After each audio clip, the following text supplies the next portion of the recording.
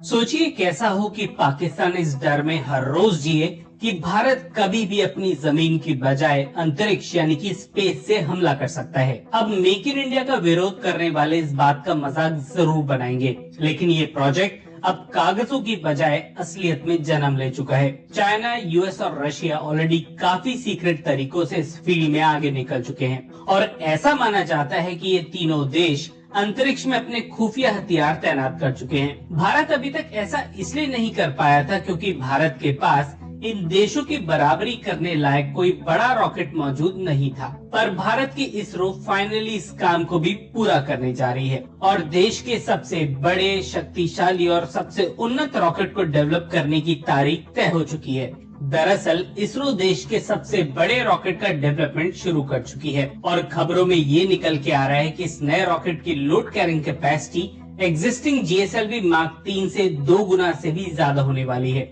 और इस रॉकेट का इस्तेमाल आगे चल के न केवल देश के पहले स्पेस स्टेशन को बनाने में किया जाएगा, बल्कि कुछ ऐसी सीक्रेट टेक्नोलॉजीज को डेवलप करने में भी होगा जिसकी वजह से चीन और पाकिस्तान हर वक्त डर के साए में जिएंगे। भारत के इस नए रॉकेट का नाम है सूर्या और इस रॉकेट को पूरी तरह से न केवल भारत में डेवलप किया जाएगा, बल्कि इसकी मैन्युफैक्चरिंग 100% इंडिजिनस टेक्नोलॉजी पे बेस्ड होगी। यकीन मानिए, अभी भी भारत को अपने कुछ काफी भारी सैटेलाइट्स के लिए नासा और स्पेसएक्स जैसी विदेशी कंपनीज की जरूरत पड़ती है, लेकिन 2035 के बाद भारत खुद अपने भारी से भारी सैटेलाइट न केवल लॉन्च कर सकेगा, बल्कि स्पेस वेपनाइजेशन यानी कि अंतरिक्ष में हथियार तैनात करने वाले देशों को पूरी टक्कर देगा। भारत के इस नए रॉकेट को लेकर आज काफी डिटेल में बात करेंगे, लेकिन आगे बढ़ने से पहले आप हमारी घंटों की मेहनत को 1 सेकंड में सपोर्ट कर सकते हैं। आप चाहें तो इस वीडियो को लाइक करने के बाद हमारे चैनल को सब्सक्राइब करके हमारा हौसला बढ़ा सकते हैं। इससे हमारी काफी बड़ी मदद होती है। मेन खबर ये है कि फाइनली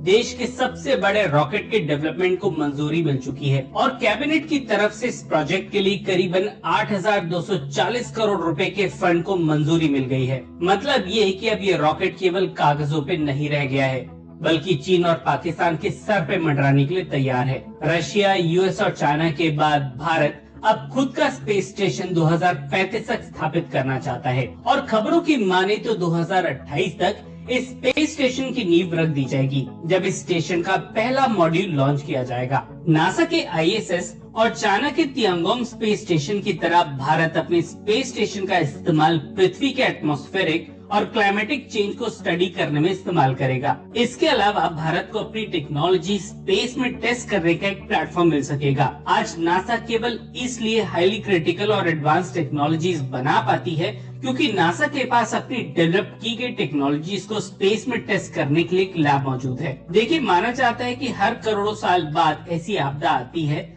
जिसकी वजह से पृथ्वी पे जिंदगी पूरी तरीके से खत्म हो जाती है और वैज्ञानिकों का ऐसा मानना है कि ऐसी ही घटना आने वाले कई सालों में घटित जरूर होगी। यही वजह है कि चीन और यूएस के वैज्ञानिक कॉस्मोनॉट लाइफ पे काम कर रहे हैं। कॉस्मोनॉट लाइफ मतलब अंतरिक्ष में मानव आगे कैसे जी सकता है, इसको लेके की गई स्टडी, जिससे आगे चल के जरूरत पड़ने पर पृथ्वी के लोग अंतरिक्ष में भी कई सालों तक जी सके।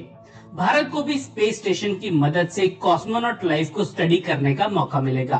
खैर, बात करें इस रॉकेट की तो इसकी पेलोड कैपेसिटी करीबन 10 टन तक होने वाली है। आपको बता दें कि भारत का मौजूदा सबसे बड़ा रॉकेट केवल 4 टन का ही पेलोड जियोसिंक्रोनस ऑर्बिट तक ले जा सकता है और जब भी हमें इससे ज्यादा भारी सैटेलाइट को लॉन्च करने की जरूरत पड़ती है, हम स्पेसएक्स और नासा की मदद लेते हैं और इस मदद के बदले यूरोपियन और यूएस की स्पेस एजेंसीज भारत को लूटने की पूरी कोशिश करती हैं। अच्छा, कमाल की बात यह है कि भारत के नए रॉकेट सूर्या को इस हिसाब से डिजाइन किया जा रहा है कि एक लॉन्च के बाद इस रॉकेट के मेजर कंपोनेंट्स को फिर दोबारा इस्तेमाल में लाया जा सके, जिससे ऐसे लॉन्चेस की फ्रीक्वेंसी हम बढ़ा पाएं। 2023 यानी कि 2023 में भारत केवल 7 स्पेस प्रोग्राम ही लॉन्च कर पाया था। वहीं चाइना ने इसी साल 67 यानी कि 67 स्पेस मिशंस लॉन्च किए थे। भारत इसी को काउंटर करने के लिए एसएसएलवी यानी कि small satellite launch vehicle develop कर चुका है, जिसे केवल 3 दिनों के अंदर लॉन्च के लिए रेडी किया जा सकता है। इसके अलावा अग्निकुल और स्काईरूट जैसी भारतीय कंपनीज भी जल्दी अपने कमर्शियली रेडी रॉकेट्स लॉन्च करने वाली हैं। आपको बता दें कि सूर्या के लिए तीसरा लॉन्च पैड श्रीहरिकोटा में बनाया जाएगा और इस रॉकेट में ग्रीन फ्यूल का इस्तेमाल होगा, जो पूरी तरह से भारत में ही डेवलप होगा। अब क्योंकि ये रॉकेट टेक्नोलॉजिकली काफी ज्यादा एडवांस होगा, इसलिए इसके डेवलपमेंट में करीबन 10 सालों का वक्त लग सकता है और 2035 में इसकी टेस्ट फ्लाइट हो सकती है। और यही वो साल है जिसका इंतजार पाकिस्तान को अंदर से हिला देता है। भारत ऑलरेडी उन देशों में शामिल हो चुका है जिनके पास एंटी सैटेलाइट मिसाइल्स मौजूद हैं। मतलब युद्ध की परिस्थिति में भारत अगर चाहे तो एसेट मिसाइल्स के इस्तेमाल से दुश्मनों के सैटेलाइट्स पे जमीन से हमला कर सकता है। लेकिन अभी भी भारत के पास अंतरिक्ष से जमीन पे हमला करने की टेक्नोलॉजी मौजूद नहीं है। कई सालों से माना जाता है कि यूएस और चाइना ऑलरेडी स्पेस में डायरेक्टेड एनर्जी वेपन्स और इलेक्ट्रॉनिक जैमिंग सिस्टम्स इंस्टॉल कर चुके हैं, जिनका इस्तेमाल मौका पड़ने पर दुश्मनों के सैटेलाइट्स को खत्म या जैम करने के लिए किया जा सकता है। इससे दुश्मन देश के कम्युनिकेशन सिस्टम्स बंद पड़ जाएंगे और सारे हथियार किसी भी काम के नहीं रहेंगे। कहा जाता है कि चाइना ने भी इसी तरह के हथियार का इस्तेमाल यूएस के खिलाफ 2006 में किया था और यूएस के लिए अब तक की सबसे बड़ी बेइज्जती थी। जब हम ये वीडियो रिकॉर्ड कर रहे हैं, चीन इस वक्त भी अंतरिक्ष में मिसाइल्स तैनात करने की टेक्नोलॉजी पे काम कर रहा है, जिससे किसी भी वक्त दुनिया के किसी भी देश के खिलाफ इसका इस्तेमाल किया जा सके। भारत के पास सूर्य जैसे बड़े रॉकेट होने का मतलब है हेवी वेपन्स को स्पेस में तैनात करने की कैपेबिलिटी का आना। इसको ऐसे समझिए कि सूर्य भारत को चीन और पाकिस्तान को धमकाने की ताकत देगा। मतलब अगर ये देश जमीन से कोई उल्टी सीधी हरकत करेंगे तो भारत इन्हें ऊपर से ठोक सकता है।